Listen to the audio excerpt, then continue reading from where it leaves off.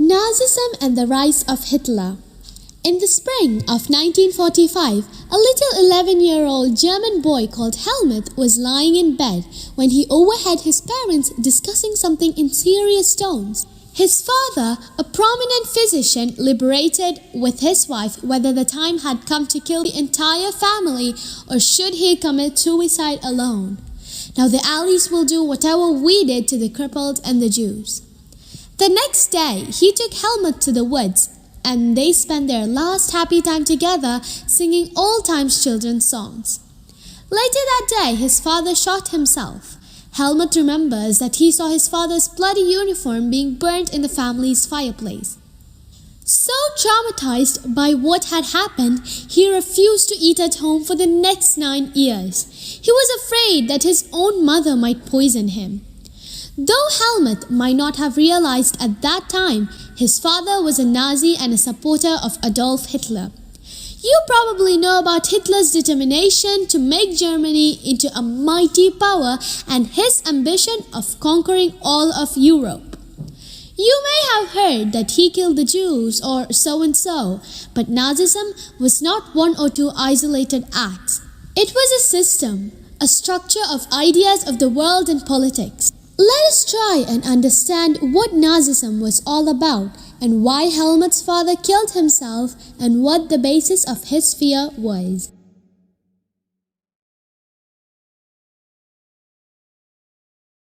In May 1945, Germany surrendered to the Allies. Anticipating what was coming, Hitler, his propaganda minister, Goebbels, and his entire family committed suicide collectively in his Berlin bunker in April.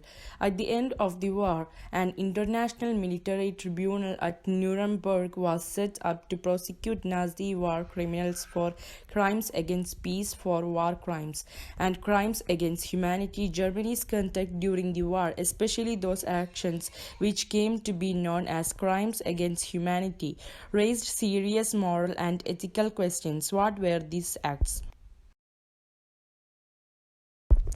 Under the shadow of the Second World War, Germany had waged a genocidal war which resulted in the mass murder of selected groups of innocent civilians of Europe. The number of people killed included 6 million Jews, 200,000 Gypsies, 1 million Polish civilians, 70,000 Germans who considered mentally and physically disabled, besides innumerable political opponents. Nazis had an unprecedented means of killing people, that is, by gassing them in various killing centers like Auschwitz. The Nuremberg tribunal sentenced only 11 leading Nazis to death. Many others were imprisoned for life. The retribution did come, yet the punishment of the Nazis was far short of the brutality and extent of their crimes. The Allies did not want to be as harsh on defeated Germany as they had been after the First World War. Everyone came to feel that the rise of Nazi Germany could be partially traced back to the German experience at the end of the First World War. What was this experience? Let's see. Birth of Weimar Republic.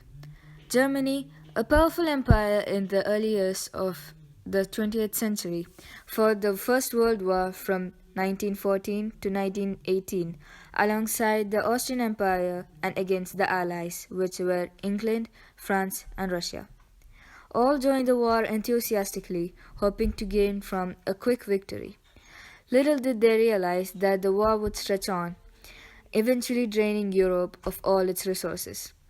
Germany made initial gains by occupying France and Belgium. However, the Allies, strengthened by the US entry in 1917, won, defeating Germany and the Central Powers in November 1918. The defeat of the Imperial Germany and the abdication of the Emperor gave an opportunity to parliamentary parties to recast German polity. A National Assembly met at Weimar and established a democratic constitution with a federal structure. Deputies were now elected to the German parliament or Reichstag on the basis of equal and universal votes cast by all adults, including women. This republic, however, was not received well by its own people, largely because of the terms it was forced to accept after Germany's defeat at the end of the First World War. The peace treaty at Versailles with the Allies was a harsh and humiliating peace. The Treaty of Versailles was one of the most controversial armistice treaties in history. The treaty's so-called war guilt clause forced Germany and other Central Powers to take all the blame for World War I. This meant a loss of territories, reduction in military forces, and reparation payments to Allied powers. Germany lost its overseas colonies, a tenth of its population, 13% of its territories, 75% of its iron, and 26% of its coal to France, Poland, Denmark, and Lithuania. The Allied powers demilitarized Germany to weaken its power. The war guilt clause held Germany responsible for the war and damages the Allied countries suffered. Germany was forced to pay compensation amounting to 6 billion euros. The Allied armies also occupied the resource-rich Rhineland for much of the 1920s. Many Germans held the new Weimar Republic responsible for not only the defeat in the war, but the disgrace at Versailles. The effects of the war. The war had a devastating impact on the entire continent, both psychologically and financially. From a continent of creditors, Europe turned into one of those debtors. Unfortunately, the Weimar Republic was being made to pay for the sins of the old empire. The Republic carried the burden of war guilt and national humiliation, and was financially crippled by being forced to pay compensation. Those who supported the Weimar Republic, mainly socialists, Catholics, and Democrats, became easy targets of attack in conservative nationalist circles. They were mockingly called the E-November criminality, and this mindset had a major impact on the political developments of the early 1930s, as we will soon see. The First World War left a deep imprint on the European society and polity. Soldiers came to be placed above civilians. Politicians and publicists laid great stress on need for men to be aggressive, strong, and masculine. The media glorified trench life. The truth, however, was that soldiers lived miserable lives in these trenches. Trapped with rats feeding on corpses, they faced poisonous gas and enemy shelling and witnessed their ranks reduce rapidly. Aggressive war propaganda and national honor occupied center stage in the public sphere, while popular support grew for conservative dictatorships that had recently come into being. Democracy was indeed a young and fragile idea which could not survive the instabilities of interwar Europe. Political radicalism and economic crisis. The birth of Weimar Republic coincided with the revolutionary uprising of Spartacist League on the pattern of Bolshevik Revolution in Russia. Socialists, Democrats, and Catholics opposed the demands for Soviet-style governance and met in Weimar for Democratic Republic. The uprising of the Spartacists was crushed with the help of war veteran organization called Free Corps. Hyperinflation occurred as Germany printed paper currency. Recklessly price rise were phenomenal. Finally, Americans decided to bail out Germany and introduce the Dukes Plan, which reworked to ease the financial burden on Germany. The years of depression. The years between 1924 and 1928 saw some stability, yet this was built on sand. German investments and industrial recovery were totally dependent on short-term loans, largely from the USA. This support was withdrawn when the Wall Street Exchange crashed in 1929. Fearing a fall in prices, people made frantic efforts to sell their shares. On one single day, 24 October, 13 million shares were sold. This was the start of the Great Economic Depression.